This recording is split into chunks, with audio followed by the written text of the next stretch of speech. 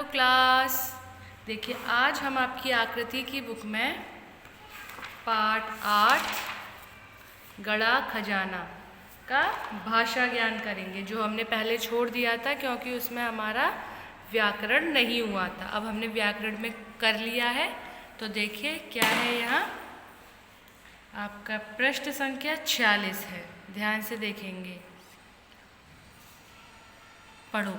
उसके 3 बेटे थे, वे बहुत आलसी थे।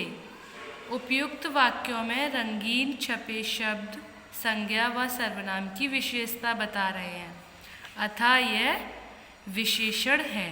विशेषण की पहचान के लिए संज्ञा या सर्वनाम से कैसी, कैसा या कितनी, कितना प्रश्न किया जाता है। आपको पहले भी पढ़ाया है। आपके व्याकरण में विशेषण क्या होता है? संज्ञा और सर्वनाम की विशेषता बताने वाले शब्द विशेषण कहलाते हैं कि ये चीज़ कैसी है या ये चीज़ कितनी है। तो विशेषण पता करने के लिए हमें 2 शब्द का प्रयोग कर सकते हैं, कैसी कैसा और कितनी कितना। कि जैसे कि यहाँ देखिए उसके 3 बेटे थे, तो यहाँ हम प्रश्न करते हैं कि उसके कैसे बेटे थे, तो ये तो सही वाक्य बन नहीं रहा है। तो उसके कितने बेटे थे? तो 3 बेटे थे। तो यहाँ पर जो हमने प्रश्न पूछा जा रहा है वो पूछा जा रहा है कितने। तो यहाँ पर विशेषण है बेटे, तो बेटे का बेटे आपका यहाँ पर संज्ञा है और इसकी विशेषता कौन बता रहा है? 3। तो 3 यहाँ आपका विशेषण शब्द है। वैसे ही वे बहुत आलसी थे, तो वे कैसे थे? आलसी थे। तो देखिए वे कैसे थे, यहाँ पर कैसा शब्द लगाकर प्रश्न पूछा जा रहा है। तो वे बहुत ही आलसी थे। तो यहाँ पर उनकी विशेषता बताई जा रही है, यहाँ संज्ञा की और यहाँ पर सर्वनाम की। तो देखिए आपका प्रश्न संख्या 6 है।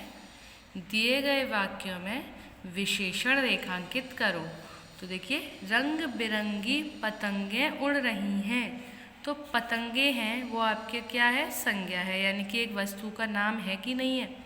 और उसकी विशेषता क्या है? कैसी हैं पतंगे? रंग बिरंगी। देखिए हमने यहाँ कैसी शब्द लगाकर प्रश्न किया है। कैसी पतंगे हैं? रंग बिरंगी। तो यहाँ आपका जो विशेषण शब्द है वो कौन सा है? रंग बिरंगी। तो हमें क्या करना है, इसी तरह से बाकी के जो आपके वाक्य हैं उसमें कैसी, कैसा या कितनी, कितना प्रश्न वाले शब्दों को लगा करके विशेषण छांटने हैं और उनको इस तरह रेखांकित करना है। आप प्रश्न संख्या 7 देखिए, विलोम शब्द आपको करवाया है ना। विलोम शब्द किसी भी शब्द का उल्टा, मतलब उल्टा शब्द, यानी कि उसका वो अर्थ भी उल्टा निकले पर वो अर्थ वाला होना चाहिए। जैसे बूढ़ा, बूढ़ा का विलोम शब्द क्या होगा? जवान। संयोग, संयोग का होगा वियोग। समझ आया? तो इसी तरह से बाकी के जो रह गए हैं इन्हें आप खुद से करेंगे। अब देखिए वर्ण विच्छेद करो। वर्ण विच्छेद, वर्ण क्या होता है? जैसे क, ख, ग, घ, ये सारे वर्ण हैं, तो इनको हमें इसमें से अलग करना है। तो कैसे करेंगे? देखिए ये लिख रहा है आपका पैदावार, तो पहले हम लिखेंगे प, यानी हमें इन्हें अलग अलग करके लिखना है। प लिखा। अब देखिए यहाँ पर जो प है, जिस शब्द पर कोई भी मात्रा ना हो उसमें वो शब्द आपका आधा होता है, यानी कि उसमें हलंत लगा होता है, उसमें आ का स्वर आता है। लेकिन यहाँ पर प पर आ का स्वर नहीं है क्योंकि उस पर मात्रा जो है वो ए की मात्रा लगी हुई है।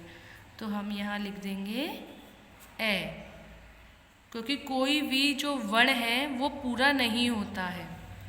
अब लिखेंगे हम द। देखिए द पर भी आ की मात्रा है, जो आपका जो द है वो भी आधा है, तो हम यहाँ लिख देंगे आ, यानी उसमें आ की मात्रा आई है। उसके बाद फिर व। देखिए हमने व लिखा, व भी आपका आधा है। जितने भी वर्ण हैं सब में अ का स्वर होता है, इसलिए वो सारे वर्ण आधे होते हैं। इस हलंत को लगाने से आपका जो वर्ण है वो आधा हो जाएगा। हमने इस पर आ की मात्रा, इसलिए हमने फिर से आ लिखा। अब देखिए अब क्या बचा आपका र। अब देखिए र पर तो कोई मात्रा है नहीं, लेकिन र फिर भी यहाँ आधा है और उसमें किसका स्वर आ रहा है? आ का। जिस वर्ण पर कोई मात्रा नहीं होती है उस पर आ का स्वर होता है। उसी तरह से जो आपके बाकी के रह गए हैं इन्हें आप खुद से वर्ड विच्छेद करेंगे। अब प्रश्न संख्या 9 है, वाक्यों में प्रयोग करो। वाक्य प्रयोग आपको पहले भी करा चुके हैं, किस तरह से किए जाते हैं। जो शब्द आपको दिए हुए होते हैं उन शब्दों को लेकर आपको वाक्य बनाना होता है और उस वाक्य में वो शब्द आना होता है। जैसे मेहनत, तो मेहनत के लिए हम कोई भी वाक्य यूज़ कर सकते हैं, जैसे किसान बहुत मेहनत करता है या हमें बहुत मेहनत करनी चाहिए। तो उसमें मेहनत शब्द आ रहा है ना, तो हम इसी तरह से एक वाक्य यहाँ लिख देंगे, किसान बहुत मेहनत करता है। देखिए यहाँ मेहनत शब्द आया। कुछ भी लिख सकते हो आप, बट उसमें वो वाले शब्द आने चाहिए और उस वाक्य का कोई सेंस निकलना चाहिए। अब देखिए पाठ्येतर गतिविधि क्या है आपकी, चित्र देखो और बीज से वृक्ष कैसे बना क्रम लिखकर बताओ।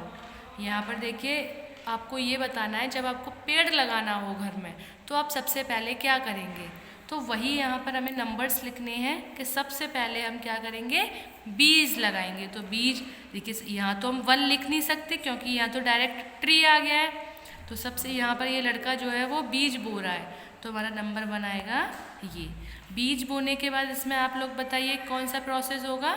इस तरह से आपको बाकी के जो है देखने हैं और क्रम इसमें नंबर्स लिखने हैं प्रॉपर, ठीक है। अब देखो गमले में एक बीज बो और उसकी देखरेख करो, साथ ही उसमें होने वाली प्रतिदिन की क्रिया भी लिखो। जैसे यहाँ पर आपको दिखाया जा रहा है, सेम प्रोसेस आपको यहाँ पर सिर्फ आपको पिक्चर्स के थ्रू बता रहे हैं, वो प्रोसेस आपको यहाँ पर लिखना है कि जब आप किसी गमले में एक बीज बोओगे तो उसमें क्या क्या चेंजेस आएंगे, डेली वो कितना बड़ा होगा, तो वो यहाँ पर आपको लिखना है। तो आपका गृह कार्य ये है कि आपको प्रश्न संख्या 46 और 47 पर प्रश्न संख्या 6, 7, 8, 9 और पाठ्येतर गतिविधि अपनी किताब में ही करनी है। और अब आपका हो गया फर्स्ट टर्म का सिलेबस कंप्लीट, ठीक है। Bye bye.